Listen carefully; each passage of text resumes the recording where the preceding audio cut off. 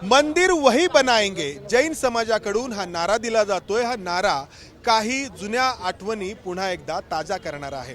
मात्र हे जे मंदिर पाडण्यात आलेलं आहे त्याला नक्की जबाबदार कोण आहे? जैन समाज या सगळ्या घटनांकडे कसा पाहतो?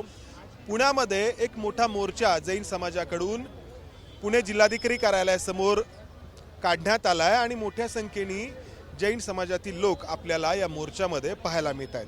काही लोकांशी आपण बोलूयात। जी घटना घडलेली आहे त्याची माहिती तुमच्यापर्यंत आलेली आहे, तर कोण याला जबाबदार आहे असं तुम्हाला वाटतं? 16 तारखेला सकाळी BMCचे काही अधिकारी वर्गाने तो मंदिर येऊन त्यांनी तोडलं आणि त्यानंतर संपूर्ण भारतात जैन समाजात एक संतापाची लाट उठली। आणि खरंच हे करणं आवश्यक होतं का? की त्यामागं काय नोटीस असतात, काय जी कारवाई असते किंवा जी प्रोसिजर असते ती प्रोसिजर केली गेली नाही। हे कोणामुळे घडलं? हे आता तेच आम्ही मागणी करतोय की ह्याच्या मागं कोण जबाबदार आहे, सरकारने याची चौकशी करावी आणि जे कोण याला जबाबदार आहे त्यांच्यावर कडक ते कडक कारवाई करावी। आणि अधिकाऱ्यांनी हा निर्णय घेतला त्या ठिकाणी कारवाई करण्याचा, ज्या अधिकाऱ्यांनी कारवाईचा निर्णय घेतला त्याची बदली केली असं न्यूज आली व्हॉट्सअपच्या माध्यमातून, पण खरं तर त्याची बदली का, त्याला निलंबित का नाही करण्यात आलं? आमची मागणी पूर्ण जैन समाज पुण्याच्या सकल जैन संघातर्फे मागणी आहे की मंदिर तिथं परत बनवण्यात यावं। पुन्हा तिथंच तुम्ही बनवणार मंदिर तिथंच बनवलं पाहिजे ही आमची मागणी आहे। दुसरी, जे अधिकारी याला कारणीभूत आहे त्यांच्यावर कडक कारवाई करून त्यांना निलंबित करण्यात यावे व एक चौकशी करावी उच्चस्तरीय समिती नेमून, आणि जे कोणी याच्या मागं आहे त्यांच्यावर कडक कारवाई करण्यात यावी। आज संपूर्ण भारतात जेवढे मंदिर आहे, जैन मंदिर किंवा जे काय आहे त्यांच्यावर कारवाई केली जाते, त्यांच्यावर अतिक्रमण होतीये आणि जो काय होतोय त्याला कुठंच सरकारचा अंकुश राहिला नाही आणि फार दुःख वाटतंय। आज संपूर्ण एकूण एक जैन समाजच्या लोकांना दुःख होतंय। जे हिंदुत्ववादी सरकार म्हणतात, महाराष्ट्राचे मुख्यमंत्री, दोन्ही उपमुख्यमंत्री, एवढे मंत्री, साधं एक त्यांचं स्टेटमेंट नाही आहे। दुःख होतंय की जो समाज त्यांच्या पाठीमागं उभा राहतोय पण त्यांच्याबद्दल एक पण त्यांनी स्टेटमेंट दिलं नाही आहे। आज पुण्यात 7-8 आमदार आहे, आज एवढं मोठं आंदोलन झालं नाही। म्हणणं आहे की जैन समाज भाजपच्या किंवा महायुतीच्या पाठीशी आहे तरी पण ही कारवाई होते, तरी होतंय 70-80% भाजपला सपोर्ट करतात तरी कारवाई होतीये। आणि कारवाई केली तर अनियमितता आहे, बेकायदेशीर नाही आहे। तशी काय कोर्टात जो हायकोर्टमध्ये तो विषय आहे आणि तरीसुद्धा ही अशी कारवाई होती। आणि प्रत्येक वेळी का बुलडोजर संस्कृती जी UP मध्ये होती ती महाराष्ट्रात आली का? पण ती जी कारवाई UP मध्ये होत होती ती एका दुसऱ्या समाजाबद्दल, मुस्लिम समाजाबद्दल होत होती आणि त्यावेळच्या प्रतिक्रिया ज्या होत्या तर त्यावेळच्या होत्या, आता इथं ती होतीये। तर याकडे तुम्ही कसं बघता? कारण एका समाजाच्या प्रार्थनास्थळावरती कारवाई झाली, आता दुसऱ्या समाजाची झाली, उद्या आणखी तिसऱ्या समाजाची होईल। जैन समाज अहिंसावादी आहे, तो कधीच कोणाच्या आपला व्यवसाय आपलं काम त्यातच मस्त असतात। पण आज अशी परिस्थिती येते की एका मंदिरावर झालं, उद्या दुसऱ्या मंदिरावर करेल, परवा तिसऱ्या मंदिरावर करेल। तुम्ही कोणाला जबाबदार मानता या कारवाई? महाराष्ट्र राज्यामध्ये, पूर्ण महाराष्ट्र राज्यामध्ये महानगरपालिकेवर प्रशासकीय अधिकारी काम करत आहेत। कारण आता महाराष्ट्राच्या नगरपालिकेमध्ये कुणाची सत्ता नाही, गेली 2 ते 3 वर्ष झाले। आणि आता हे फक्त दाखवायला सत्ता नाही, पण ह्या प्रशासकीय अधिकाऱ्यांच्यावर बाहेरून राजकारणी लोकांचा हस्तक्षेप आहे, हे मी अगदी ठोस सांगतो। आणि याला कारणीभूत ही अधिकारी जितके आहेत तितकेच राजकारणी लोक आहेत। पूर्वनियोजित कट आहे हा। ज्या दिवशी उद्ध्वस्त करण्यात आलं होतं त्याच्या राजकीय लोकच आंदोलन करतायत ना की त्या कारवाईच्या? हे बघा आतापर्यंत ते मी सर्वात हास्यास्पद म्हणजे हे अजून मला कोडं उलगडलं नाही की त्या परिसराचा आमदार हा भारतीय जनता पार्टीचा, तेथील पालकमंत्री हे स्वतः दस्तूर खुद्द जैन आहेत आणि भाजपचे आहेत, सरकार भाजपचं, गृहमंत्री भाजपचे। एका साध्या नगरसेवकाने जरी फोन केला असता तर सकाळी 8:30 वाजता जो बुलडोजर चालला मंदिरावरती तो थांबला असता। आणि आपण एखादी पानटपरी जर तोडायला घेतात ना अतिक्रमणवाले, तर वरनं परवानगी घेतल्याशिवाय त्याच्यात धाडच नसतं की हात घालायचा। इथं अक्षरशः मंत्री तर आंदोलन करतायत ना, मंगलप्रभात तोडा। मी स्वतः परवा तिथं मोर्चाला होतो, स्वतः पालकमंत्री मोर्चात होते। मला हेच कळत नव्हतं नेमकं काय प्रकार आहे हा। कारण एका साध्या फोनवरती कारवाई, एक मिनिट, त्या कारवाई थांबली असती सकाळी 8ला सुरू झालेली, आणि औरंगजेबाने सुद्धा असे मंदिर तोडले नसतील. बुलडोजर चालवलं. आमच्या ज्या धार्मिक जिनवानी हे आमचे ग्रंथ जिथं आम्ही आंघोळ केल्याशिवाय हात सुद्धा लावत नाही, ते बुलडोजरने घेतले, मूर्त्या तोडल्या, आणि पुन्हा हे सांगताय की ते गोष्ट बाहेर सांगू नका, मूर्ती तोडली. अरे तुम्ही काल असताय सगळं जगाला की अशा प्रकारे जुलमीशाहीने हे मंदिर तोडलं गेलं, अनियमित एका बेकायदेशीर नंतर ठरेल काय कोर्टाच्या कचाट्यामध्ये चौकटीत सगळं समजेल. परंतु मंदिरावरती अशा प्रकारे बुलडोजर चालवणं हा कुठला न्याय आहे आणि हे कुठलं धर्माचं सरकार आहे? तुम्हाला काय वाटतं याबद्दल? कोणामुळे झाली कारवाई? कोणामुळे झालं वगैरे हे तर काय आम्ही सांगू शकत नाही, बट असं आहे की आज जी घटना घडली आहे, या आधी सुद्धा शिखरजी असू दे, गिरनारजी असू दे, हे सगळीकडे जे घटना घडतायत, म्हणजे आमच्या जैन धर्मीयावर हा अत्याचार होतोय. किंवा आत्ता जी विलेपार्लेची जी नुकतीच घटना घडली आहे, त्यामध्ये तर आतमध्ये श्रावक लोक सगळे पूजन अभिषेक चालू असताना तुम्ही बाहेर बुलडोजर आणताय. तुम्ही आधी निदान एक नोटीस तरी द्यायला पाहिजे होती. आज आमच्या भगवानजींच्या डोक्यावरचं छत्र हरपलंय, तर आम्ही कसे घरात आम्ही बसू? जर का आज ते उन्हामध्ये तिकडे बसलेत आणि ती जागा आमची लीगल प्रमाणे, लीगल पद्धतीनेच बांधलं गेलेलं आहे मंदिर. जे आहे सामान्य श्रावकांना तर सगळेच जण वकील नसतात, सगळ्यांनाच लीगल भाषा कळत नसते, पण जे काही बांधकाम वगैरे जे मंदिराचे असतात ते कायदेशीररित्याच होत असतात. तर असं इल्लीगल कोणीही बांधत नाही. तर हे डायरेक्टली तुम्ही बुलडोजर आणून पाडताय मंदिर, आणि आज जर का आम्ही नाही बोललो तर उद्या असे अत्याचार होतच राहतील. आणि आम्ही जर का समाजाला इतकं देतोय, इतके व्यापारी वर्ग आहे, सगळ्यांना रोजगार उपलब्ध करून देतोय, टॅक्स भरतोय, तर आमच्यावर हा अन्याय का होतोय? जीडीपी देखिए, जैन समाज ने कभी भी किसी हिंसक काम में कभी भाग नहीं लिया. जिस प्रकार से 24% जीडीपी में जैन समाज की भागीदारी है, तो हम सभी का निवेदन है भारत सरकार से और महाराष्ट्र सरकार से जल्द मंदिर का पुनर्निर्माण करें. हम मंदिर वहीं बनाएंगे, हम मंदिर वहीं बनाएंगे. बोला जरा सौखत बोला. रात को नोटिस दिया और सुबह मंदिर तोड़ा, इसका मतलब क्या? बीजेएमसी ने पैसा लिया है, उसके बगैर काम ही नहीं किया है. हमारा मंदिर भाई हमको बना के देना पड़ेगा. एवढं महाराष्ट्रातलं मोठं जैन समाजाचं आंदोलन चालू आहे, पण हे राज्यकर्ते, माननीय मुख्यमंत्री साहेब, दोन्ही उपमुख्यमंत्री साहेब यांनी कोणीही दखल घेतलेली नाहीये. ह्याचा जैन समाज या ठिकाणी जाहीर निषेध व्यक्त करतो आहे.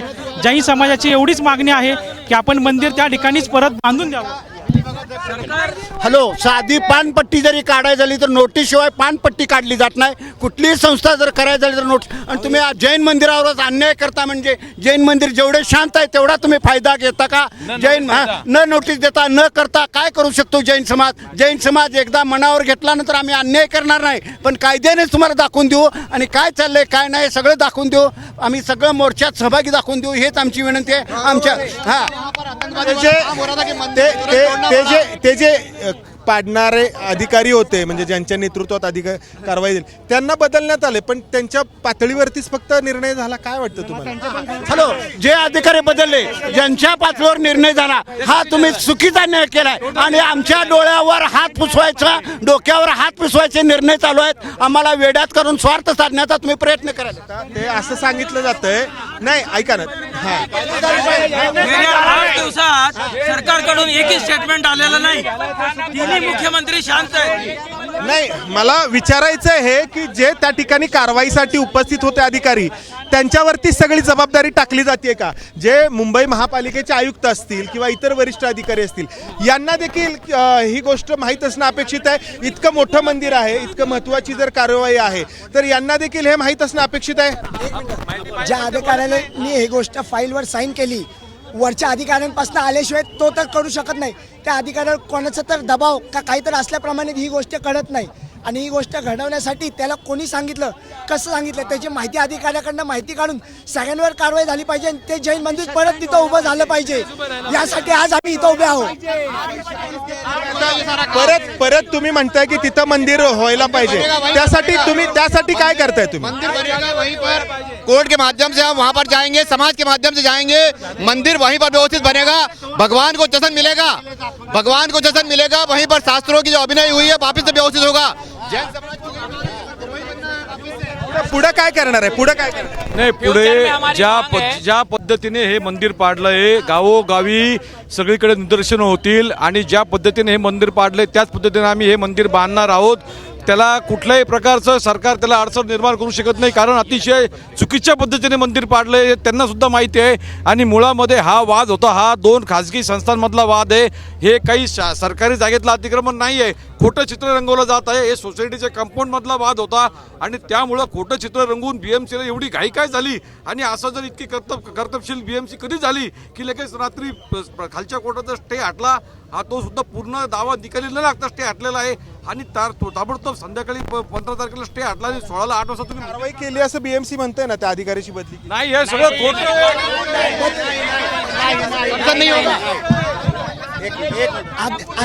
ये जो BMC के बदली कर दिया है वो दिखाने का नाटक है. एक्चुअल उनको बाहर बदली करके डाला है और फिर वापस आएंगे. मला आता एक हे पण विचारायचं आहे की आता ते ज्या अधिकाऱ्यांनी कारवाई केली त्यांच्या बाजूनी त्यांची संघटना जी आहे ती पण उतरली आहे. त्यांचं म्हणणं आहे की आम्हाला वरून आदेश आला म्हणून आम्ही कारवाई जी केली.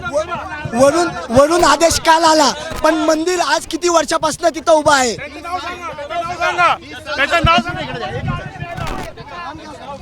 माझा एक वेगळा पॉईंट ऑफ व्ह्यू आहे. हे सोसायटीच्या आतमध्ये मंदिर होतं. आज मी पुण्यात मागच्या 15 वर्षापासून राहत आहे. प्रत्येक सोसायटीमध्ये एक मंदिर आहे. मग कॉर्पोरेशन सगळ्या सोसायटीमध्ये जाऊन कारवाई करणार आहे का? तर नाही. आणि हे जर रोडवर मंदिर असेल तर असं काही नाही आहे. सोसायटीच्या आतमध्ये मंदिर होतं. हे मंदिर सोसायटीच्या आतमध्ये होतं. हे मंदिर पाडायचं काही कारण नव्हतं.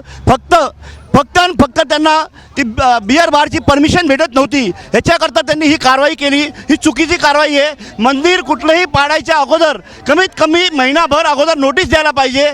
तुम्ही आतल्या मूर्त्या सुद्धा हलवून दिल्या नाही, मूर्ती खंडित केली. हे खूप चुकीचं झालेलं आहे. हे निर्णय खूप चुकीचा झाला आहे. ही जी कारवाई झाली आहे तर त्याला जबाबदार तुम्ही कोण? जी कारवाई झाली आहे त्याला जबाबदार कोणाला मानतो? ही जी कारवाई झालेली आहे याला शासकीय कर्मचाऱ्यांचा असंवेदनपणा. तुम्ही जर पाहिलं असेल तर नमोकार महामंत्रच्या दिनानिमित्त आपल्या देशाचे प्रधानमंत्री ज्या वेळेला जैन समाजामध्ये आले त्यामुळे समाजामध्ये एक चांगलं वातावरण होतं.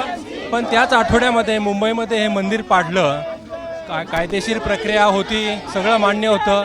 परंतु सकाळी 11 वाजता कोर्टात सुनावणी होती. परंतु तो सेन्सेशन जे सेन्सिटिव्हपणा पाहिजे त्या अधिकाऱ्यांकडं जे सेन्सिटिव्हपणा पाहिजे तो नव्हता आणि दुर्दैवानं ते मंदिर पडलं गेलं आहे.